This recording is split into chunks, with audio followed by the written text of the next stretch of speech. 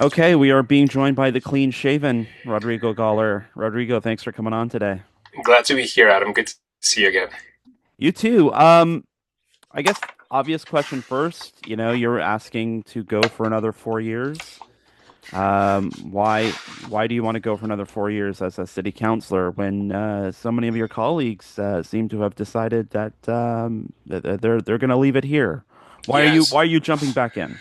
Well, um, I really enjoy the opportunity to serve my community. And I see the work of a city councillor as a service to the community. I really care about listening to my constituents and making decisions based on the feedback that I get from residents. And I don't see the work that I'm doing as being complete. I think there's lots of room for improvement, and with changes to the composition of council, like in this election, when we have many new councillors that will inevitably be coming in, I want to make sure that some of the projects that started in the previous terms are followed through. And in particular, I am passionate about getting the city more involved in building affordable rental housing. We have a big housing crisis. We have a lot of folks that are suffering and housed in our community, and the wait list for social housing is so long that I think we need to take steps. The city currently has three projects to build affordable rental housing. Two of them on city-owned land on Normandy Drive on Eastview, and one of them in partnership with Thresholds Communities out of KW. Those 12 affordable rental units for disabled seniors. That what used to be the Pottery Center here, the Pottery Barn here in Guelph.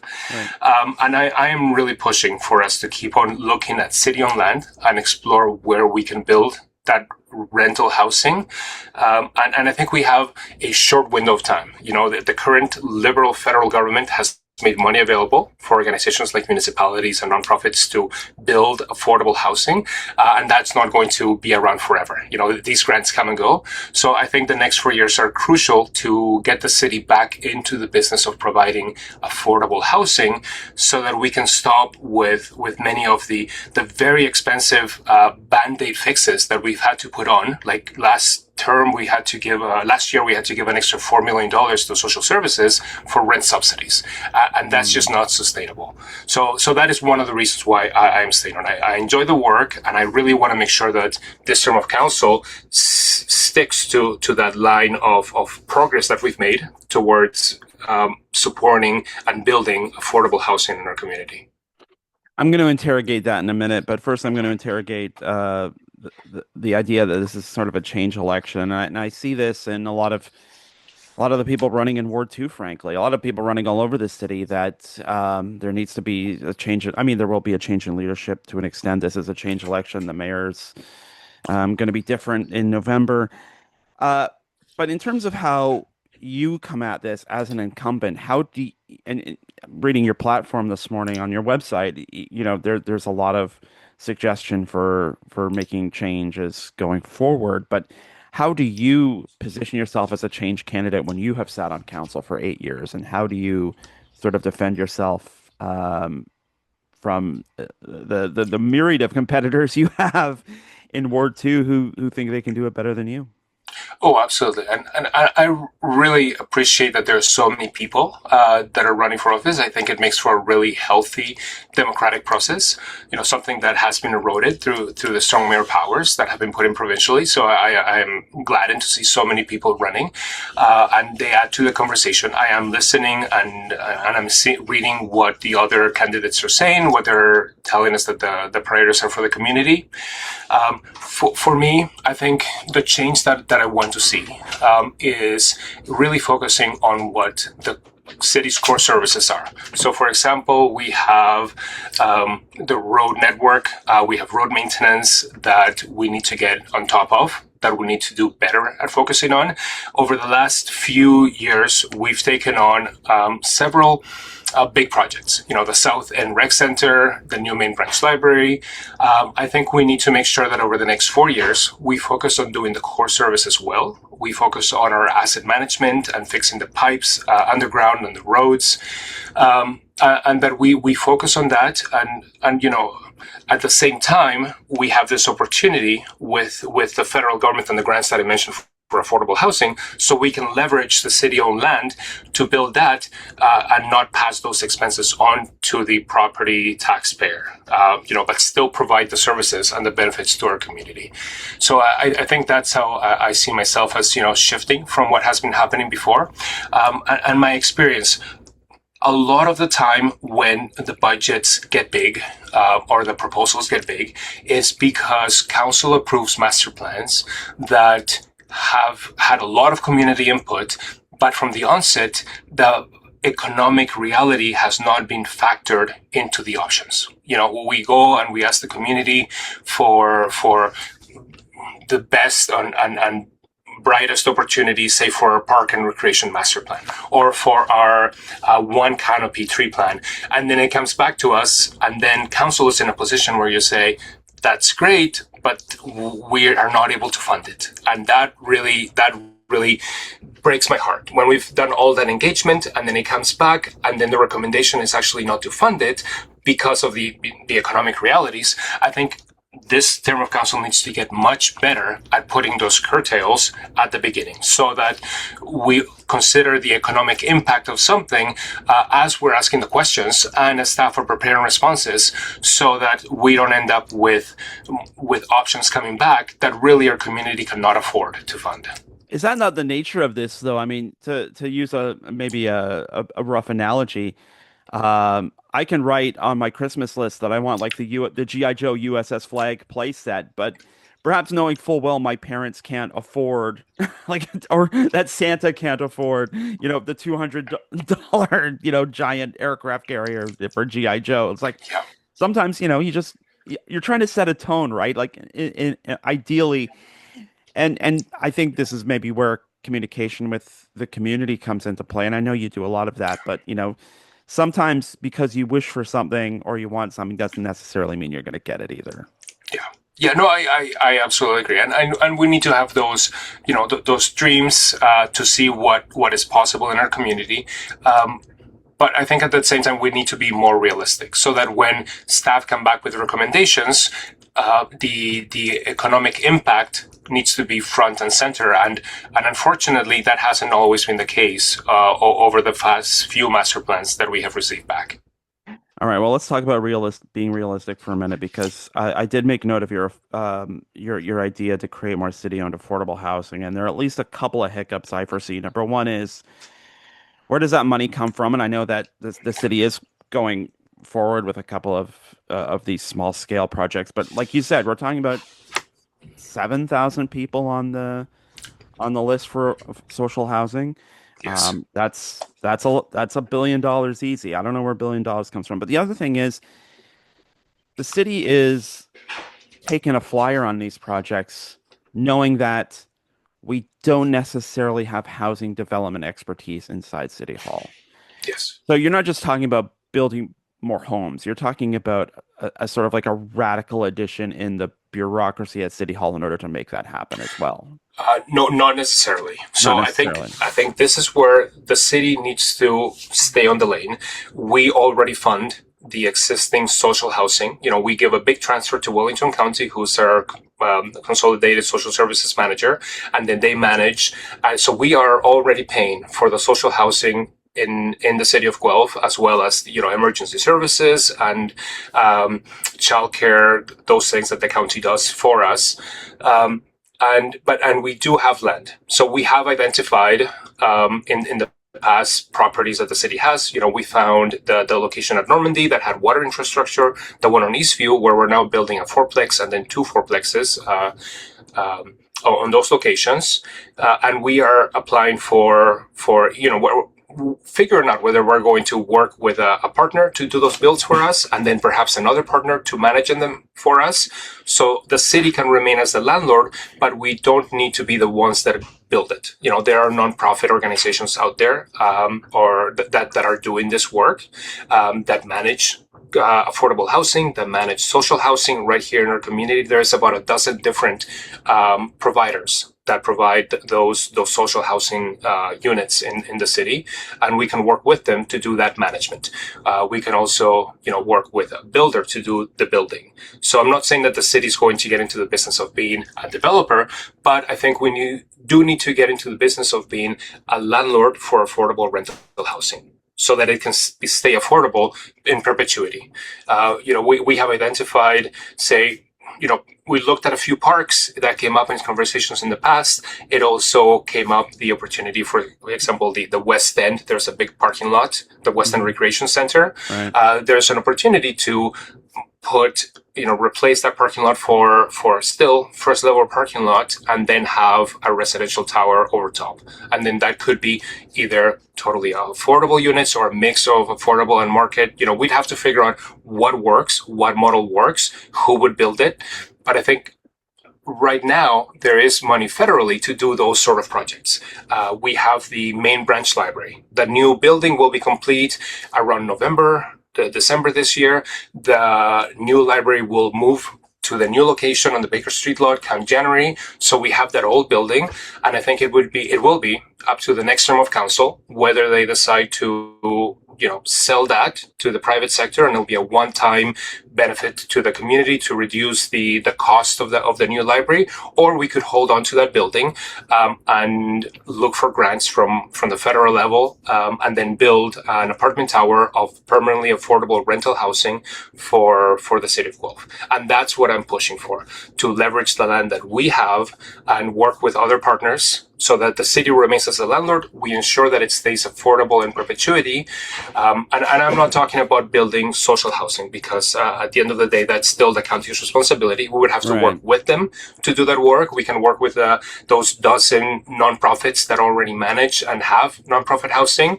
But I think what the city can very clearly, it's within our lane, it's the affordable rental housing. And that's something that I want to make sure that in this term we do while there's this opportunity that we have. Accepting all that, and I understand the idea, like as a landlord you want to be hands off, but at the end of the day, you're still talking about the city of Guelph being a landlord. And I think any landlord, even the mom and pop landlords will tell you that's a business where there's a lot of work, there's a lot of coordination, because you got repairs in this one, you got to do upgrades in this one, you have someone else moving in who needs an accessibility thing installed. That's still a lot of extra work. And I think when I hear you talk, it's an interesting idea to be sure. But at the same time, I know that there are a lot of social services in Guelph who provide for food insecurity or, backpacks for back to school. And a lot of groups doing good work, but that is also like an additional coordination effort. So is this not creating extra work for the city to do? And extra work, to your point about budget, is people.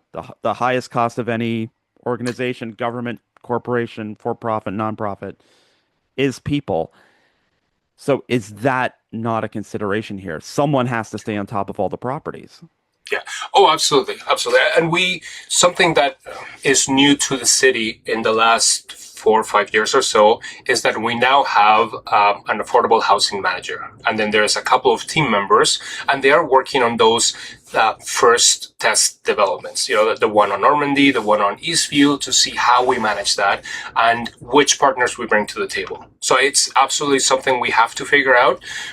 And there will be cost, an extra staff member or 2 or 3 to manage these projects.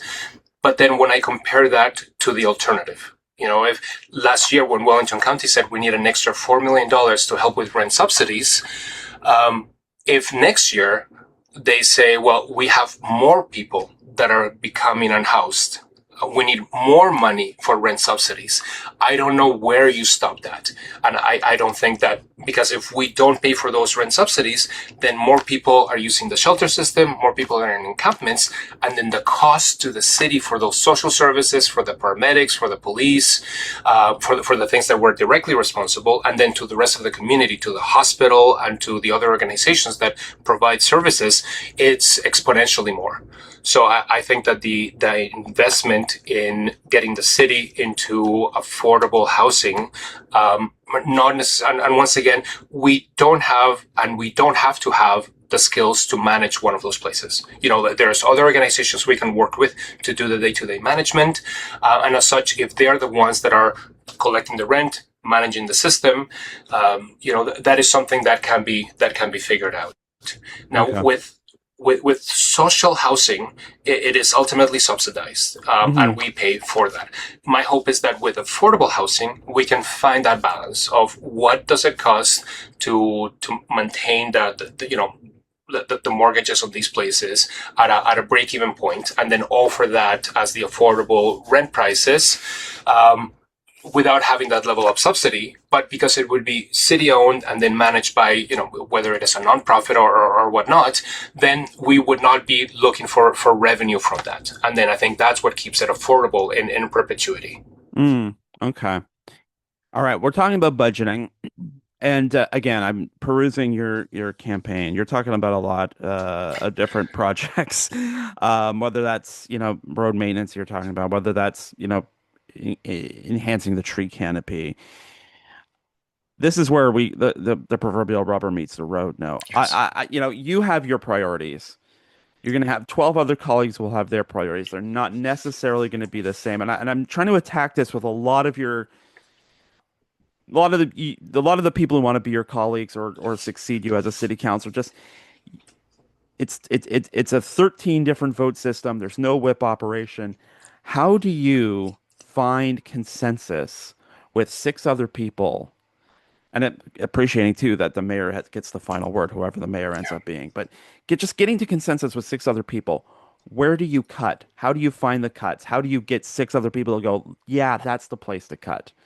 Because I do note as well, you're talking a lot about like reining in the costs and not going forward with the tax increases for the next 4 years. There's some tough calls coming, and I think from your experience, making those calls isn't fun. Yeah, no, absolutely. So two parts to that. First is the how do you work with a 13-headed beast. So one of the things we have to keep in mind is that with the strong mayor powers, councillors now have relatively lower ability to impact the budget once it is prepared. The mayor will write a letter to staff in February saying, this is what I want you to work towards. And then staff spend the rest of the year working to the mayor's budget. It gets presented to council in October, and the public and council see it at the same time. We have 1 month to make changes, if any, and then 30 days after it's been presented, it is deemed to be the approved budget for the city. So I will be working closely with whoever is selected as the new mayor so that we can have conversations and influence that letter that gets written in February. I think that is very important. The other part to this is how much, how we work together and where we find things to cut. I think it's any candidate that is running and is saying that they're going to actively reduce the property tax rate is not going to easily be able to do that. I think that is an unrealistic promise, but I do believe that we can reduce the rate at which the increases have been happening. So that is the difference in the language. Okay. Reduce the increases to bring them in line with something that is more affordable to the community, so that we can help people stay in their homes, particularly folks on fixed incomes that don't see the increases. And I think we do that by going back and prioritizing on the basics. Now, one of the things that we do is we do master plan reviews on a regular basis. So from the onset, we can say that, the next master plan that comes up for review, we have to say that realistically, well, we're going to have this master plan, but there is this reality of the budget and you have to work through it. And you cannot come back to us saying that it's going to cost more than what your department or your team was already spending. And you can, of course, have a dream list or a wish list added in there. But the reality is that we've already faced significant property tax increases over the last 5-6 years, particularly since the strong mayor powers came in. They have gone up quite a bit. So I think we need to take that into account, so that we stay the course and we really focus on things that will reduce future needs for money. So if we stay on top of the road repair and the underground maintenance of the pipes, then we're not paying for the emergency work. So Right. we need to focus on those core services, and do it well, do the asset management well, so that we don't have unforeseen expenses that then increase the need for more money. All right. I want to talk a bit about relationships, or dig a little further on relationships, because you're in a unique position. If you should happen to win re-election, we don't want to assume a, a victory. But if you do rejoin city council, you will have a new fellow Ward 2 city councilor at least. That means you have had a different ward mate for each of the 3 terms. So you work with James Gordon in your first term, Yes. you work with Carly Klassen in your second term, in this term that's presently coming to a close. Have you thought a bit about, and this may not necessarily be about anyone specifically running, but in terms of like what kind of personality traits, you know, have contributed to like a positive working relationship with your ward mate? What are you kind of like thinking about? And like, it'd be nice if this person had X, Y, Z things that would enhance our teamwork. Yeah. What are you thinking about? Yeah, no, absolutely. Um, I, I got along well with James and with Carly. And I think one of my focuses is the customer service. So when people write to me, I want to make sure that we're getting back to them on time, that we can coordinate. When I reply to a constituent and they've only written to me, I will copy, Carly or James Gordon before her, just so that we're on the same page. So that open communication, so that we're working together and we're not duplicating efforts. That is important to me. And then conversations. With James Gordon, we often voted together. Same with Carly, because we talk in advance. We figure out where things land in relation to the needs for our constituents and what is most important for the residents of Ward 2. And of course, we didn't always vote together, because sometimes you hear different things from people, or you have a different idea of what is best for our community. So there's still that independence, but to me, I really value that responsiveness to the constituent. I find it difficult sometimes when I see councillors have an ideological stance, and despite what their constituents tell them, they're not swayed by it, because they believe that whatever their point of view is more important, or they will say, well, some constituents out there will agree with me. Right. I think that whoever's actively writing to you at the moment, we need to listen to them. We need to change our minds based on what we're hearing from the residents that take the time to write to us and to advocate and to appeal. One of the other things that is important to me is having that Ward 2 newsletter, and then having a couple of town halls a year. And, I did those in partnership with James and with Carly. And I hope that whoever is elected, if I'm so lucky to be re-elected, that I would be looking for that we can work together to coordinate how we respond to the residents. And then we also coordinate in terms of the other activities that are required of councillors, to go to events, to really show up when neighbors ask for it. If an issue comes up, we set up specific meetings for those issues, just to be responsive, and to work together. But looking at who is coming to the table, I've had coffee meetings with several of the candidates for Ward 2. I'm confident that I would be able to work together with any of them, whoever the public chooses that should be representing Ward 2. As you were talking there, I was thinking, constituents sometimes want things, and you as someone who's like in the room where it happens, has access to information, and I'm thinking particularly of the 8 hectares of agricultural land over on Niska, where there was like all these little mouse traps about legal risk and reputational risk. and there are a group of people who are really, really, really wanted council to make that happen. Yeah. How do you circle that square when the rare occasion where you cannot follow through on constituents' will Yeah. because you know what the potential hazardous outcomes might Yeah. be. Yeah.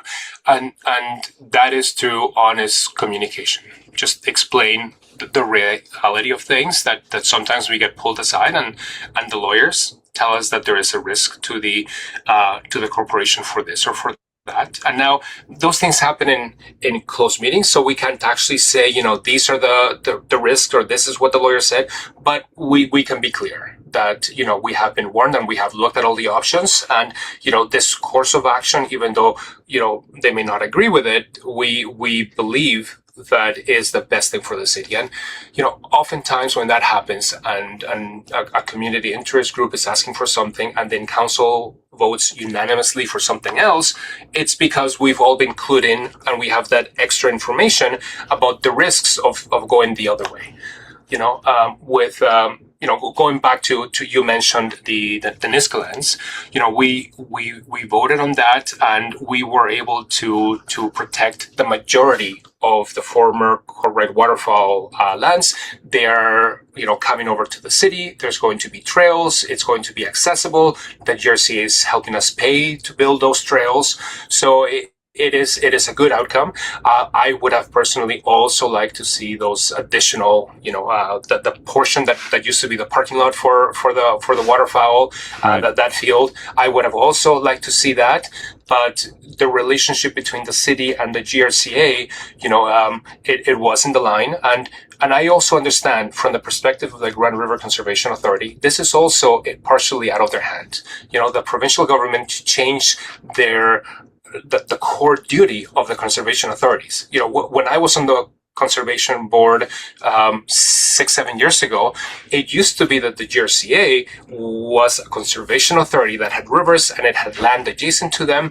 With the new provincial government, they said, you're just doing flood prevention. And they really downscoped what conservation authorities, and then they were mandated to sell lands and to look for revenue.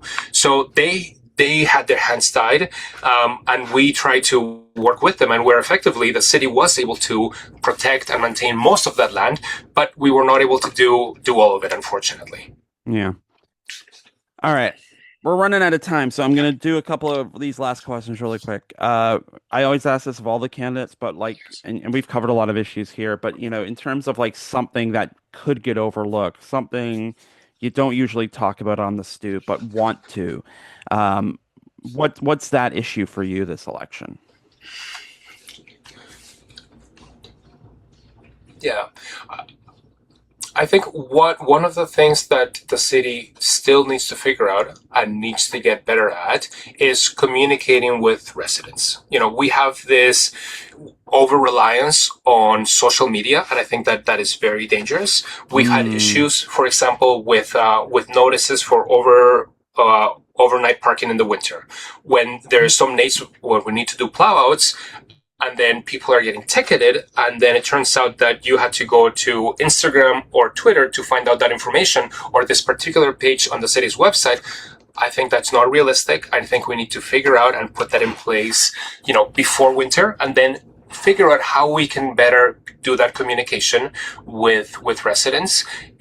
It is a very fractured system now that there's no daily or weekly newspaper in the city, and we still haven't recovered. So I think between talking about budget pressures and the housing crisis, it could be easy to overlook something that is so important, but not as a burning fire as these other issues. That's an interesting one. I could explore that further, but in the interest of time, I'm going to ask you this as an incumbent because I think it might be informative. Name something that you are really proud of as an accomplishment, and it could be you, it could be the whole of council from this term, and then tell me something you wish you had done differently. Either you yourself or as the whole of council. Yeah. I think something that I'm proud of this term of council I mean, if we go back to the issue of affordable housing, because that is top of mind for me, I'm really proud that we managed to establish the relationship with threshold communities out of KW, that they are working to build those 12 units of permanently affordable rental housing at the former Pottery Barn studio. I think that is an excellent model. In retrospect, I wish that we had retained ownership of that land, just like we are maintaining ownership of North 5 Normandy and then the Eastview location, just for perpetuity and for the stability of the city. At the time we were exploring what would work, and we ended up transferring that to the nonprofit organization. Now, it's going to work well, but just in retrospect, I think it's good if we keep those assets as city-owned assets, so we have greater control of them down the road. But it was early days, and at that time we did not have the establishment we did not have the experience that we do now. I also wish that we would have started working on that earlier. A city staff came to council and they presented options for surplus properties or properties that could have other uses. I wish that we would have started that 4-6 years before, because we knew that the housing crisis was coming, and I wish we would have been a bit more proactive about that approach. Yeah, that's interesting. Hindsight 2020, of course. Well, to wrap up, and this may be the hardest question of all, but where can people learn more about you or your campaign? Sorry, the question one more time. Where can people learn more about you or your campaign? I was too busy trying to be funny. I apologize. Yeah. No. I'm not good at being funny, but go on. I think you're pretty good. Goller for Ward 2, and that's the number 4 and the number 2, Goller for Ward2.ca. That's my website. It's got the links to the other information. They've got my email, phone number. Feel free to reach out. I love connecting with constituents. I've knocked on about 2,000 doors so far. I've got a few more thousand to go before October 26th. So if you see that I went by a house and I left a card saying, "Sorry, I missed you, I was there." If you see a card that doesn't say anything, it's because you have a no soliciting sign. So I did not knock on your door. I really appreciate when people have those signs, so that we know just to leave. Or if they say no politics, then I've left nothing. And if you're wondering why your neighbors got something and you didn't, it's because you say, "I don't talk to politicians," which I totally respect. Is there a lot of no politics signs on people's doors? No, not too many, but more than in previous years. But a lot more no soliciting signs. Okay. I would say there's a marked increase in those over the previous election. So in those, I just leave a card, knowing that they don't want me to knock on the door. I appreciate it, so we're not upsetting people. If you don't want someone. Let me do a public service announcement here. Yes. Like it's the time of the season where the person knocking on your door may not necessarily be someone with Bell to sell you internet. Yeah. Although I know there's a lot of that fraud going around, but I mean, open your door to the candidates. Yeah, or have a sign saying "Don't knock on my door," and then that's great too. Yeah. Or maybe candidates welcome, and everyone else can pound sand. I don't know. There's opportunities. Anyway, Rodrigo, we'll workshop that offline, and absolutely. Thank you, Adam. I appreciate your time. Thank you.